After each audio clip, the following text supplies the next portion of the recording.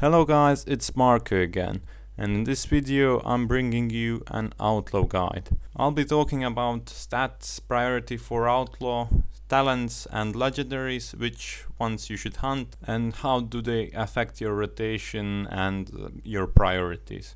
So first off, I'm going to start with legendaries. First on the list is Insignia of Ravenhold. It's quite good and it doesn't acquire any additional skills to use it, and it will do like 5% of your DPS, which is really good. Next up we have the belt, the Symbiont, and it will increase your DPS roughly by 3.5%, which is decent but not as good as Insignia. For Mantle of the Master Assassin, it's a quite decent legendary. It only affects you a bit because you're not going to use your Vanish to get free pistol shot anymore. You're going to use it off cooldown so you get as much critical uptime as possible. Now for the treads, they're quite good and they require some skill to use. The more bonus movement speed you have, the more damage your run through does. So you want to sync it up, sprint and your Curse of the Dreadblades. And it really works well with True Bearing also. And the last legendary but not the least, Greenskin Waterlogged Wrist Cuffs. They're really the best legendary for Outlaw on every fight. It changes your rotation slightly, but not so much. I'll talk about that rotation in a few minutes. And the best legendaries are Greenskin, Waterlogged Wrist Cuffs and Insignia of Ravenhold. Now for talents, if you have the bracers, you should run with Quick Draw. It increases the damage of your free pistol shots, and it scales really good and syncs really good with your bracers legendaries. And if you don't have the bracers, you should run for Ghostly Strike. It's better than Swordmaster. For second tier, you want to run any of them. Any talent here is a good one, it's just your opinion. For third rank, you want Deeper Stratagem because it synergizes with your artifact power, and if you have a good roll, the bones with 6 buffs, it's going to last longer. Now for the fourth row, I use Cheat That just because I can't die to stupid mechanic, so no one will blame me that I did a stupid thing. Level 75 talents really don't have any good usage, so I wouldn't bother with thinking about it too much. Maybe Prey on the Weak is the best. I have never seen anyone using Parley just because it's kinda useless. You don't use it in Mythic Pluses because there's no CC anymore on that. But enough about that. For the next tier, Alacrity is the best by far. The other ones just do too low damage. And the 4 last tier, Slice and Dice, offers constant DPS but lesser DPS, and that from above. Some Koreans use it, but still Mark is the best talent to go. Now for stats, you're looking to get as much as possible agility, so preferably agility trinkets. And for stats, you want to have the most critical strike, so around 35% should be enough. And for Master in Haste, you want to have them balanced, so at the same level. Like if you have 4000 haste, you should have 4000 mastery, and you should have for these stats for 890 item level, you should also have like 6000 versatility. Now for item set from Nighthold, you just want to have your stat balance, so it really doesn't matter which items are you going to get.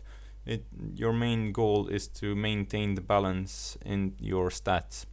And for artifact, as you can see, I'm quite lazy on artifact power with assassination and outlaw, but for your artifact relics, you want to have Fatebringer and Fate's Thirst. For my final talk before the rotation, I'll be focusing on trinkets. First off, I'm going to start with Nighthold trinkets. Night Blooming Front is really good. It offers a good proc and it gives agility, which you should look for. Now for Foci, it's decent. I think that Front is better, but it also offers agility. For Drought of Souls, I really don't like it because it gives haste and you can't increase your damage with Outlaw. It's better for assassination. We have Arcano Golem Digit, which is quite bad, and Convergence of Fates. Convergence of Fates is one of the best trinkets, if not the best trinket for Outlaw at the moment. From Trial of Valor you want Eye of Guarm, and from Emerald Nightmare, Bloodthirsty Instinct is still really good. But any stat trinket is good for Outlaw, and even Memento of Angerboda. My first rotation will be without Legendary Bracers, and my second rotation will be with Legendary Bracers. So in both situations, the most important thing about Outlaw is its RNG and Roll the Bones. So you want to fish up 2 Roll the Bones, at least 2 buffs. If you get one, you just have to keep re-rolling until you get 2 buffs. Those 2 buffs may be bad at that situation. I only reroll if I have 2 buffs and I get Broadside and I have Curse of the Dreadblades up. And I'm going to reroll it because it doesn't affect, Broadside doesn't affect me at all at that point.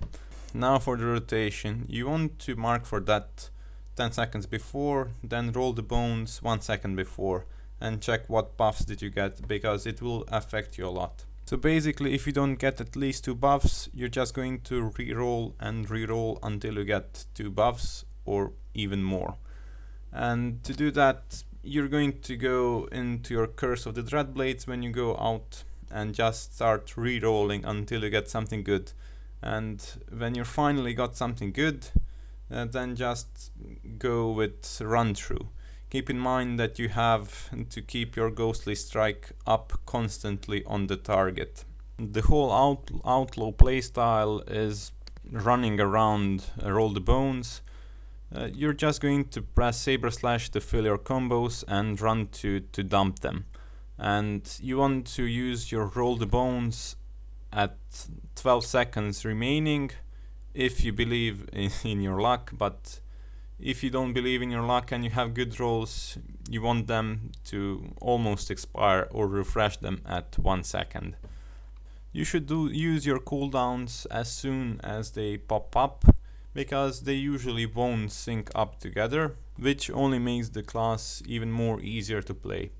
And for Vanish, you want to use it when you have at least 60 energy, so you can instantly cast Ambush, and you want to be at like 0 or 1 or 2 combo points, so you get full combo point bar when you press Ambush and your first Saber Slash.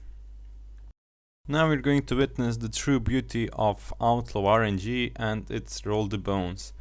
So I started with 500k DPS. When I got the 6 buffs, I popped my potion of Prolonged Power for maximum DPS, and it's just beautiful when you get 6 rolls and you can just see yourself climbing up the DPS meter and no one can stop you. You basically get a 60 seconds long burst window, and if you have potion for it, it's just going to be even more better. In these 54 seconds I did 50 million damage.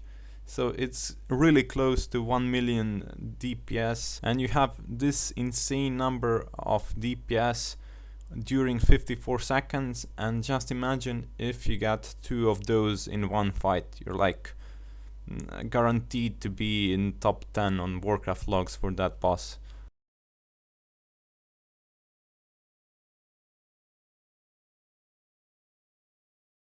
Now for Outlaw rotation with the bracers, you're going to use your Between the Eyes off cooldown, and it can get sometimes a bit tricky if you have true bearing, because you won't get luck to get a proc on your pistol shot. So you'll have to use your pistol shot with energy to proc it, and then just go for Between the Eyes again and just continue normally. So the only real difference with the bracers is when you have your good Roll the Bones and you have 6 combo points and you have Between the Eyes off cooldown, you're going to use it instead of Run Through.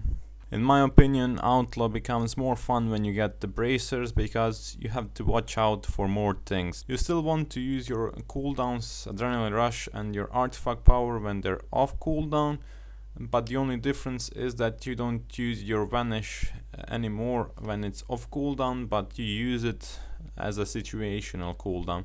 So you have your Gunslinger buff expiring, and the easiest way to get your free pistol shot is to use your Vanish into ambush and Saber Slash for free pistol shot.